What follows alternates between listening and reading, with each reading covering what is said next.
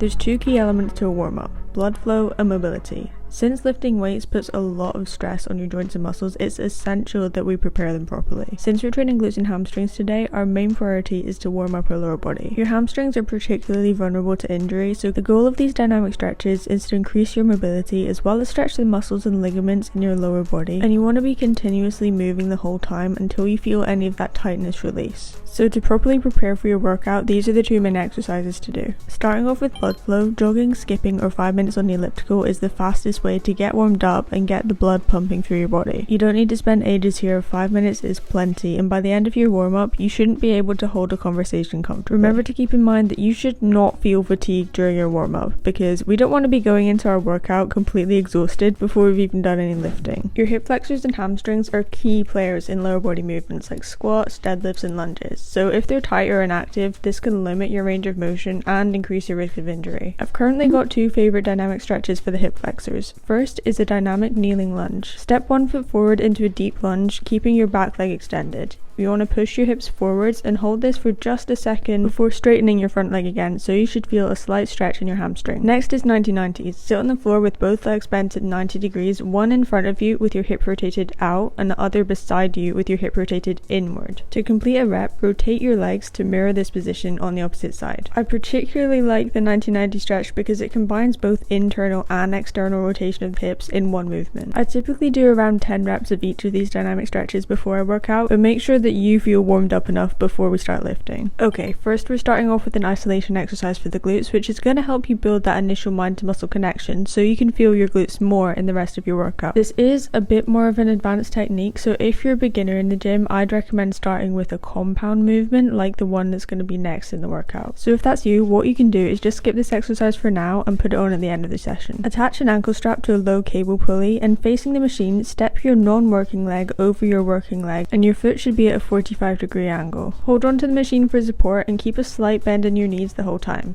Make sure you're bracing your core and keep your spine neutral so we're not overarching our lower back. You want to think about initiating the movement from your hip rather from your knees, so drive your foot backwards in a straight back and controlled motion, squeezing your glutes at the top. That slight bend in your knee is going to help you avoid engaging the hamstrings too much, and make sure you're also controlling the weight all the way back down and don't let the weight touch the stack when you reach the bottom of your range of motion. This is going to help you keep the tension on your glutes for the longest time, which is really important for muscle growth. If you find yourself trying to use too much momentum, that's a good sign that the weight you're using is too heavy. So leave your ego at the door, drop the weight, and I promise you'll get more out of the movement that way. To really get the most out of this movement, I want you to do a small pause and squeeze your glutes at the top and really focus on that mind to muscle connection. Once you've done one leg, remember to do the other side because we don't want to be walking around with one glute bigger than the other. Next, we're moving on to B-stance RDLs. These are a unilateral movement, which means you're focusing on one leg, and it targets mainly the hamstrings, your glutes, and a bit of lower back. I'm going to be using one heavy dumbbell for this movement, but if you only have access to lighter dumbbells, then you can use two because it works the lower body exactly the same. One thing that often holds a lot of people back is their grip strength, because if your grip strength fails before your actual leg muscles fail during a movement, then you're not getting as many reps out of that exercise as you potentially could. So for that reason, to make sure that I can get the most amount of reps possible out of this exercise, I'm going to be using lifting straps. You can also use liquid chalk, but I personally prefer lifting straps. So with the strap itself facing in the same direction as your thumb, you're going to loop the strap underneath the dumbbell or the bar and pull it tight. Some straps come with these grippy pads on top of them, and I like to twist that on the outside, so that's the bit I'm holding on to when I wrap it around the bar. To secure the strap, you want to twist your wrist towards you like you're riding a motorbike. Stand with your feet hip width apart and take a little step back with your supporting leg. Your working leg is your front leg, and that's the one that should be bearing most of the weight. Your back leg is there only for support and balance, so you really just want to be touching the ground with your toe, and you don't want to be pushing through this leg when you're lifting the weight. I used to get really hooked up on which arm you held the dumbbell in, but honestly it doesn't really matter because you're still doing the same movement with your lower body. It's just a matter of which arm feels most comfortable for you to hold the dumbbell in. To initiate the movement, you're going to hinge at the hips so that you're lowering the dumbbell towards the ground in a straight line. You want your spine to be in a neutral position, so no rounding your back over. Keep your core engaged and your chest up. The cues for the hip hinge part of the movement as you're lowering lowering the weight are very similar to your traditional Romanian deadlift. A good way to think about this movement is imagine you just got out of the car and you dropped your keys, and then you were bending down to try and pick up your keys, but you're trying to shut the car door with your butt at the same time.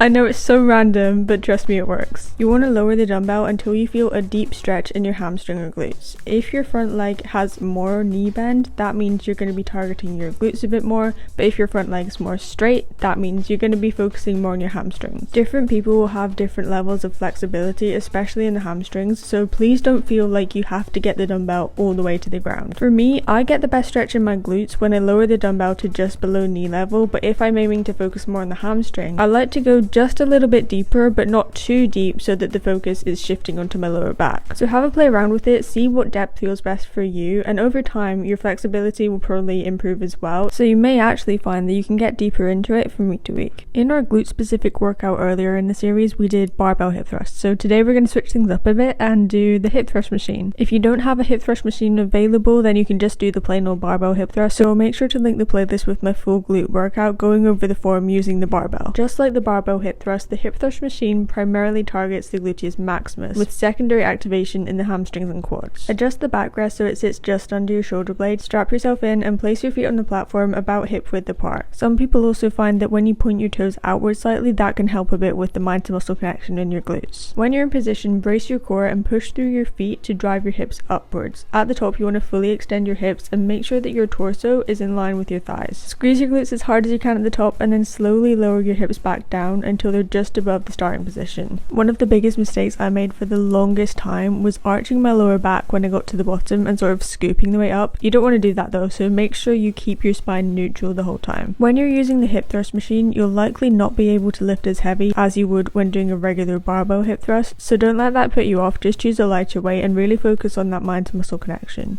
Next, we're moving on to a squat variation, which is a glute-biased leg press. If you didn't already know, you can tweak the form of the leg press slightly to target different muscle groups more or less. So in general, if you have a closer stance, that means you're going to target your quads more, and if you have a wider stance with your feet higher up on the platform, that's mainly going to target your glutes. If you're shorter, you're going to want to make sure that the seat's locked in the highest position possible, because that means you're going to get a better range of motion. With your back against the pad, position your feet higher up on the platform, about shoulder width apart or slightly wider. This is going to reduce the quad activation and shift more of the tension onto your glutes. Again, you can point your toes slightly outward to allow for better glute engagement. Brace your core, unrack the weight, and keep your back flat against the seat. Slowly lower the platform and bring your knees as close to your chest as possible until your hips are in a deeply flexed position. You want to aim for a knee bend of about 90 degrees or deeper if you're flexible enough. Personally, my ankles are not the most flexible, so I do struggle sometimes to hit depth in things like squats and leg press. But elevating your heels with plates when you're doing squats or getting proper lifting shoes that have a heel built in is going to help you with your range of motion, but obviously working on your ankle flexibility is also going to help over time. When you're pressing the platform back up, think about pushing through your entire foot, driving the weight back up while squeezing your glutes. To keep the tension on your glutes, make sure you're not locking your knees out at the top, and then repeat the movement slow and controlled. Now we've got a little isolation exercise for the hamstrings, and it's the seated leg curl. More specifically, the seated leg curl targets the biceps femoris, semitendinosus, and semimembranosus. But unlike lying leg curls, the seated variation keeps your hips flexed, allowing for a greater stretch and a bigger range of motion. For this reason, I do prefer the seated leg curl, but if you don't have one available to you, then lying leg curl is also a good option. Adjust the seat and set the leg pad just above your ankles. You want to put the thigh pad down as tight as you can so that your legs aren't moving around as you try and lift. Grab the handles to keep yourself stable, and I like to lean forwards a bit. This is going to increase hip flexion and will also make the movement a bit harder. A good way to know that your legs are in the right position is if your knees are in line with the pivot on the machine. Push the pad down by bending your knees and squeezing your hamstrings. I like to add in a little pause at the bottom as well. Slowly control the weight back up to the starting position and avoid letting the weight touch the stack between reps, because that's going to keep more of the tension on your hamstrings the whole time, which is what we want. Hard sets of hamstring curl can be pretty intense, but you know you're pushing hard enough when you're making faces like this.